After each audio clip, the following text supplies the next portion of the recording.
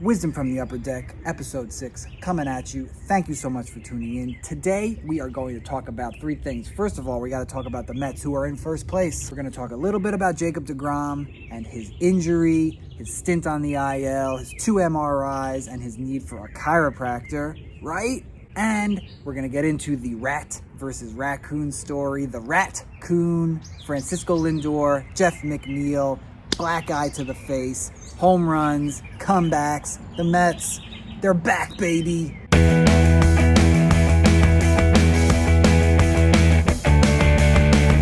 Wisdom from the Upper Deck, at least once a week, with some surprise videos dropping here and there. We might branch out into some different sports. We might start talking about music. Have you checked out my other music videos? Check them out. Not music videos, but videos about music. Before we go any further, make sure you have subscribed to my channel, like this video, share it, sign up for notifications so you get alerted every time I drop a new video. Haha, let's go. So, like I was saying, lots to talk about in Mets land, lots to talk about with specific players. We got the Mets. The Mets are in first place. How about that? Now, as of today, which is Tuesday, May 11th, the Mets are in first place. They have still not played as many games as every other team in the National League because they had a crazy April with things getting rained out, snowed out, COVIDed out. With the Mets being in first place, they still are hitting like garbage. How is this possible? Well, the team has been lifted up by great starting pitching, as well as a fantastic bullpen. Nobody thought that was going to be the case, but Edwin Diaz has been able to lock it down. The offseason signing of Trevor May has been a great one. Aaron Loop, Miguel Castro as well has been a fantastic pickup. It seems that he has located some off-speed stuff to go with his high-velocity fastball, so he's been great coming out of the bullpen. And we don't even have Seth Lugo back yet, so we're really getting close to having a very, very, very elite bullpen, as well as the starting pitching has been great. Which leads me to our first story of the day, which is Jacob Degrom and his injury. The Mets have placed Jacob Degrom on the IL. Oh, the best pitcher in baseball.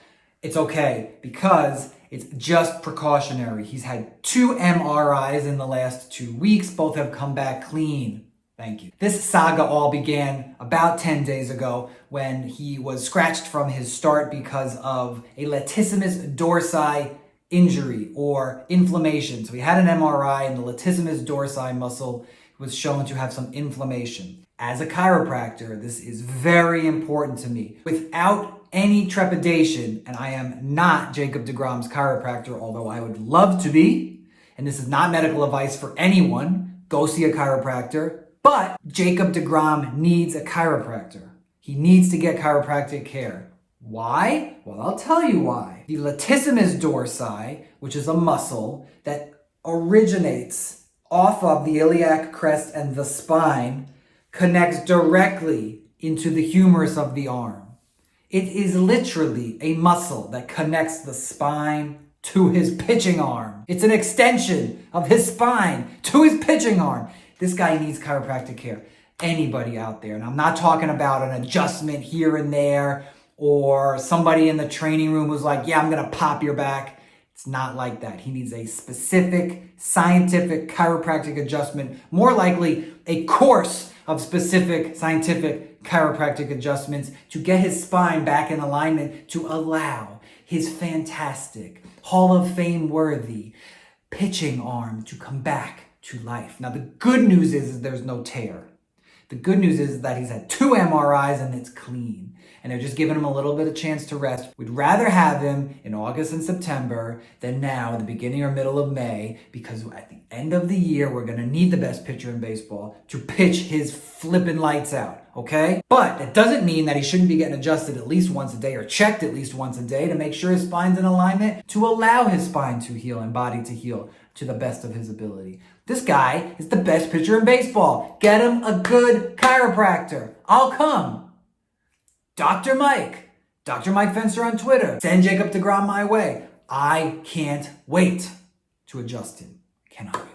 Since he's on the injured list, The Mets are a little shorthanded since Syndergaard's coming back from Tommy John, Lugo still isn't back yet, and Carrasco got pushed back another month or so. So the other guys on the team are going to have to lift him up. Now, Stroman has been pitching great. He had a great couple games in the beginning of the year, and he's sort of kind of come back down to earth a little bit, but I feel like he's just finding his groove. I'm totally confident Marcus Stroman. Dude's got drive to win, and you know what? He could probably use a chiropractor too. Send him my way also. Marcus Stroman, Jacob Degrom, Alonso, whoever, Mike Piazza, I'll adjust everybody. We need these guys under chiropractic care to keep their bodies at tip-top shape. Part 2, the rat versus the raccoon. The Ratcoon. If you haven't heard already by now, Francisco Lindor and Jeff McNeil apparently had a fight in the tunnel in the middle of the game over whether or not it was a rat or a raccoon that they saw running around underneath the stadium. Obviously, this story is nonsense.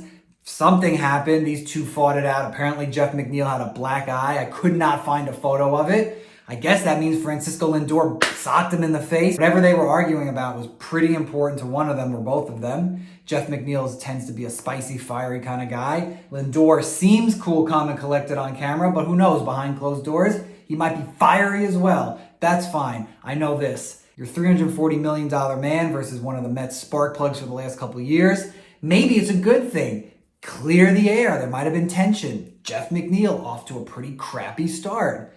Francisco Lindor off to a pretty crappy start. Well, let me tell you something. That same game, Lindor smashes a home run to tie it up. The Mets come back to win it. They walk off. McNeil hits a home run the next day. These guys are going to come around. McNeil's hit 330 his rookie year. He's great. I think they're trying to swing for the fences a little bit too much. It happens. Launch angle, the whole thing. Let's bring it back. Come on, man. Jeff McNeil. Embody Tony Gwynn. This is what we need. We need a Tony Gwynn Jeff McNeil, and we need a Tony Gwynn Francisco Lindor, and every once in a while they'll hit some home runs. Same thing with Ichiro.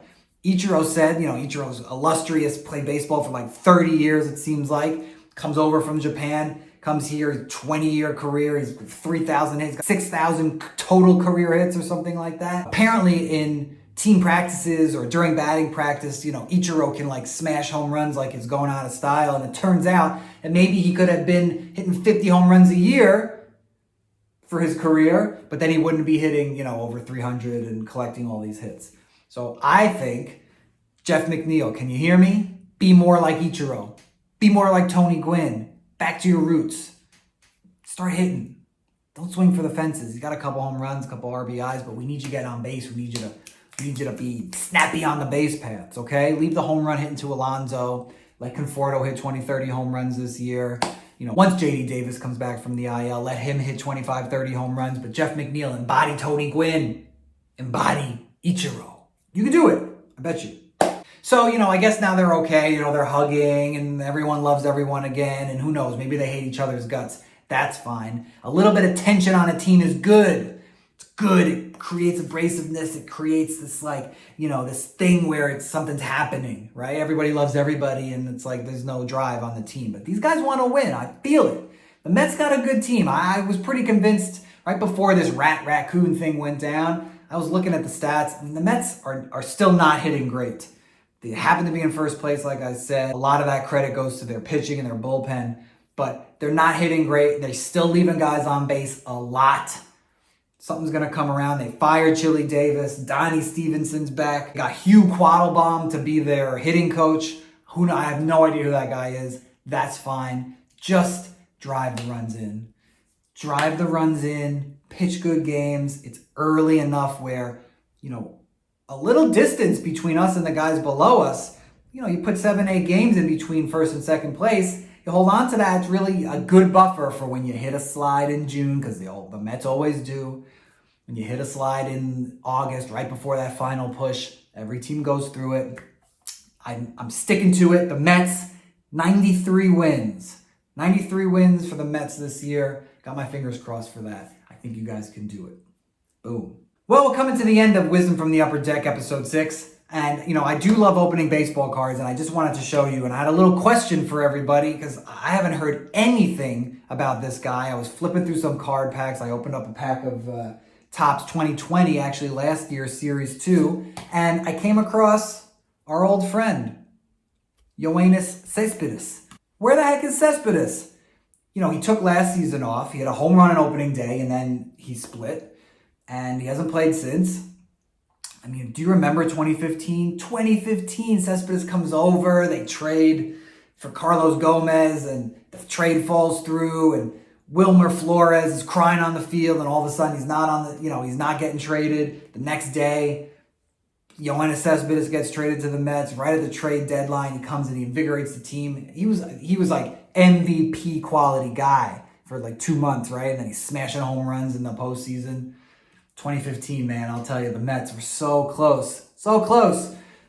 With that being said, Matt Harvey, right? The GOAT, or the could-have-been hero of the 2015 World Series, pitching against the Mets tomorrow night. Baltimore comes into Citi Field. Anyway, Yoenis Cespedes, where are you? Has anybody seen Yoenis Cespedes? Where are you at? Thank you for tuning in. This has been Wisdom from the Upper Deck on the Super Short Print Network. Check me out on Instagram. Check me out on Twitter. Check me out on TikTok. I'm everywhere. Also, if you need a chiropractor, I am Dr. Mike, so hit me up and I'll make a recommendation for you, or maybe you want to come see me. Let's adjust those spines. Let's have fun. Let's enjoy the baseball season. Let's go Mets. Check you out next time.